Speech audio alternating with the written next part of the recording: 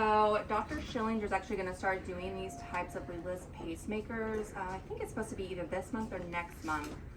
So we're going to be seeing a lot of these patients more pre-op, not necessarily post-op. So I'm going to be just kind of going over what the system is. Jesse, you can sneak in here if you want. Patients that you would consider having this, contraindications, and then we're going to do patient education and nursing care pre-op. So this leadless pacemaker system is about the size of a bullet, and it goes directly into the right ventricle, so there won't be any like visible lump because you won't have that subcutaneous pocket that you see with the pacemakers with a wire. And I actually have this YouTube video I'll show you guys. And it just gives like an overview of the system itself as well, like in an animated part.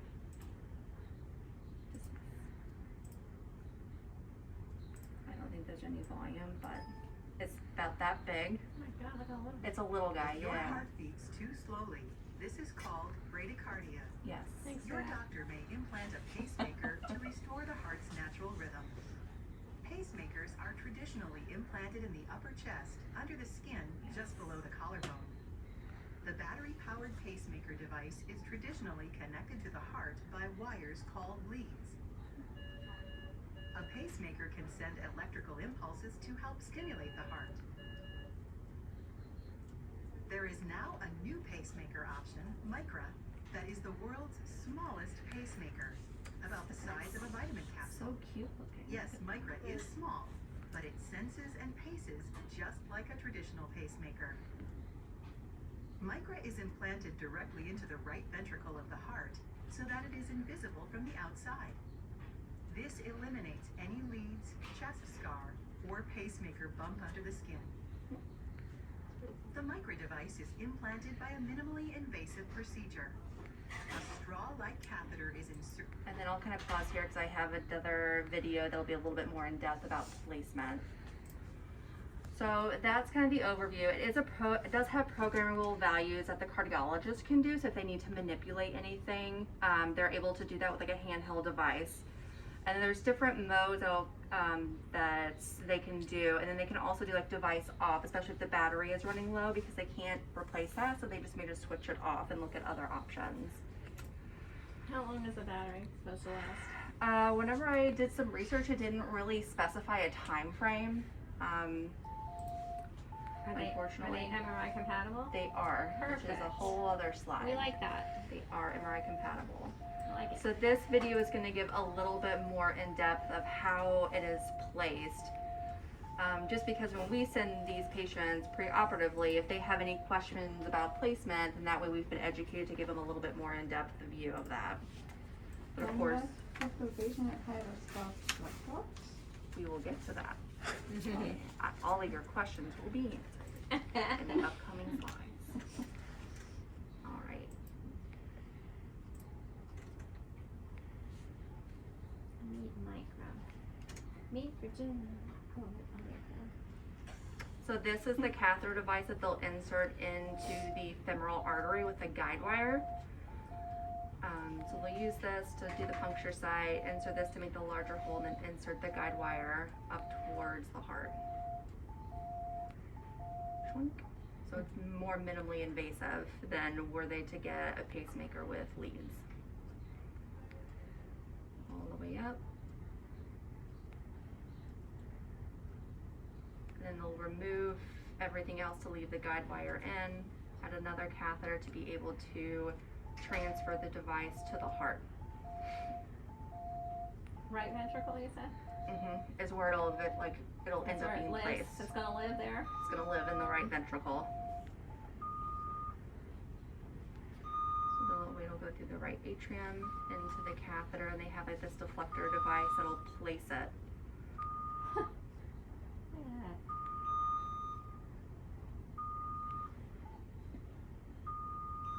Now it's locked, or unlocked rather, to leave the device. Oh, okay. Oh, cool. And of course they're doing this under radiological imaging, Oh, cool. but there's the device being placed into the heart Jesus God. right there into the ventricle. Just like a bullet, that's right. Yeah, So it kind of goes in like you would a filter, IVC filter. correct. And that doesn't cause ectopy, nothing? I'm sure they probably see some ectopy when they're initially doing that, especially if you go too far into the ventricle. You'll start to see ectopy. So that's another thing they'll have to be looking for, because that indicates whether they're too far into the ventricle or not, or like up against the ventricle wall. Against the wall. Yeah, Okay, and then so once it's placed, then they'll be able to just pull this through that device and take everything out. Did you see like they had like little hooks on it or something? So Yeah, when it's when hooked down into implanted the it, ventricle wall. They kind of like shot it in like a diabetics, their pump kind of went into Yeah. it. It's kinda scary. And so that's how it's going to be placed less invasively, right? It's pretty cool looking. So patients who would be candidates for this would be if they're in symptomatic proximal or permanent high-grade AV block with or without AFib.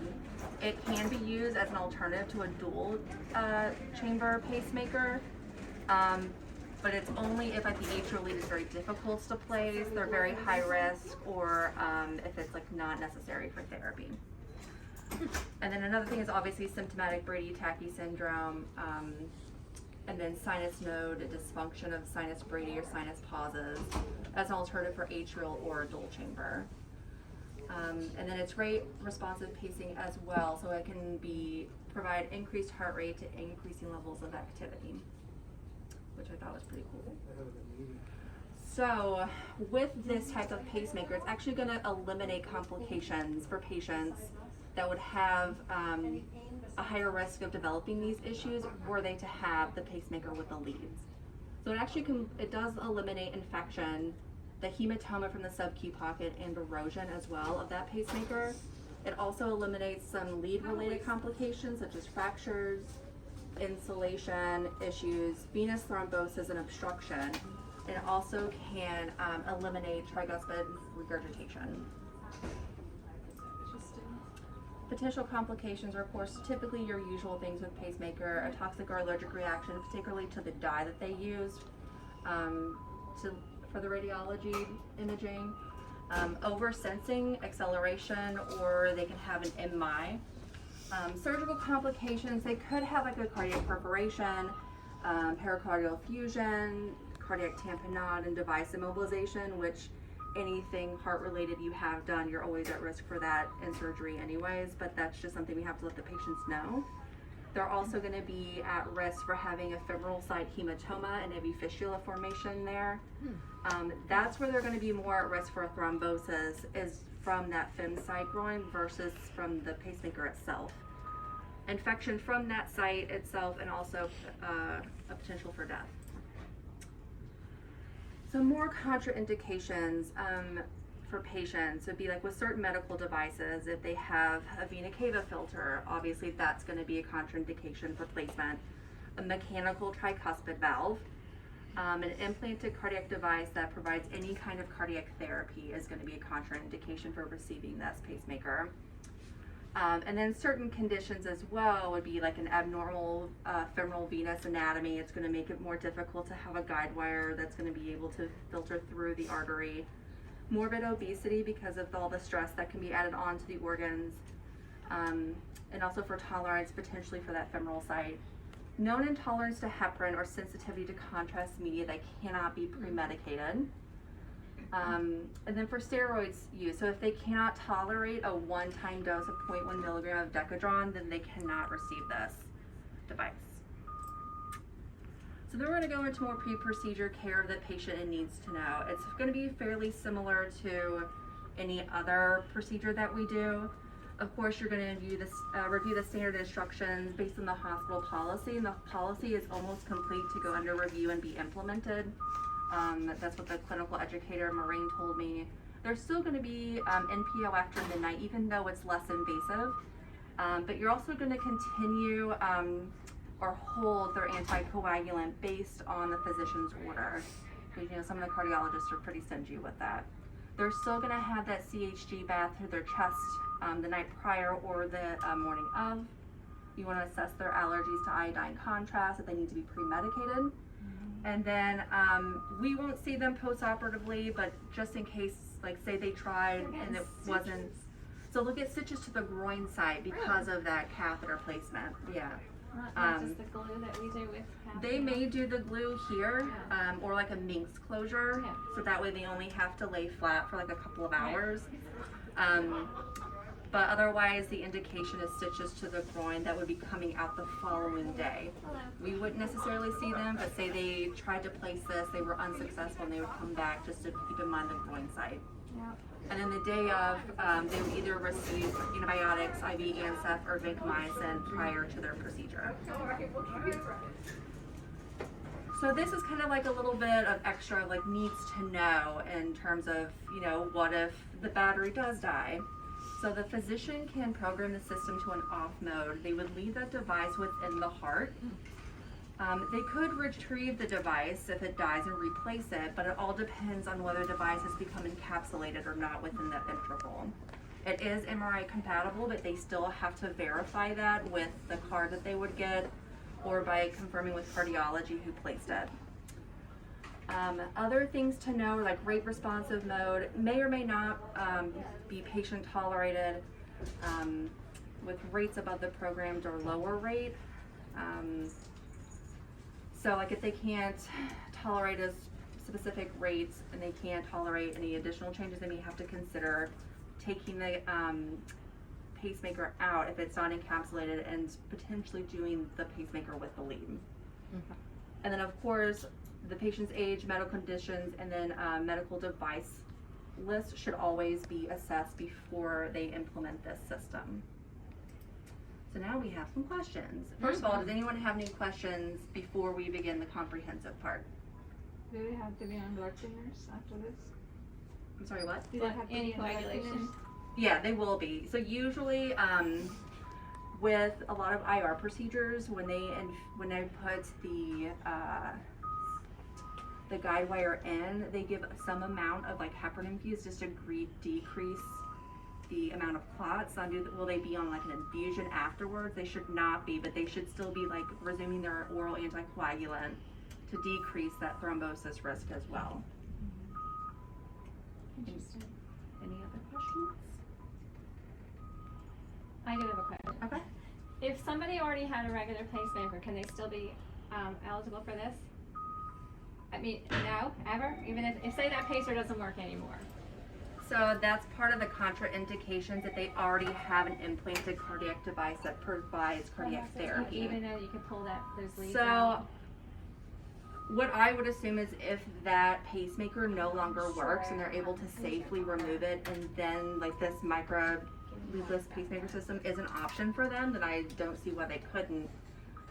When I was looking up this device, I didn't see anything that didn't specify whether they could not, but if they already have something that's providing a cardiac therapy, Right, they understood. can't. But if their pacemaker no longer works, and this is less invasive and less harmful to them, especially like for age, Okay. they may want to consider this method because it's going to decrease thrombosis, decrease risk for infection, and that subcutaneous hematoma. Whoops. Any other questions? Time for comprehensive questions. So where is this leadless system going to be placed in the heart? The right ventricle. Nice. Good job, guys. Because there's no subcutaneous pocket, what is eliminated for the patient? A big lump. And?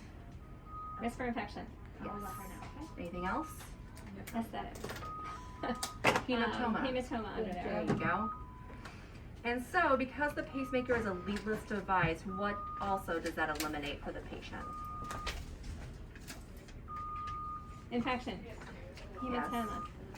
Also Okay. this Fractures, Infection, yeah. Oh yeah, the regurgitation. thrombosis, Yeah. and obstruction. Good job, everyone. And that is the end of my presentation. Good job. Good job. It's exciting actually. Thank you.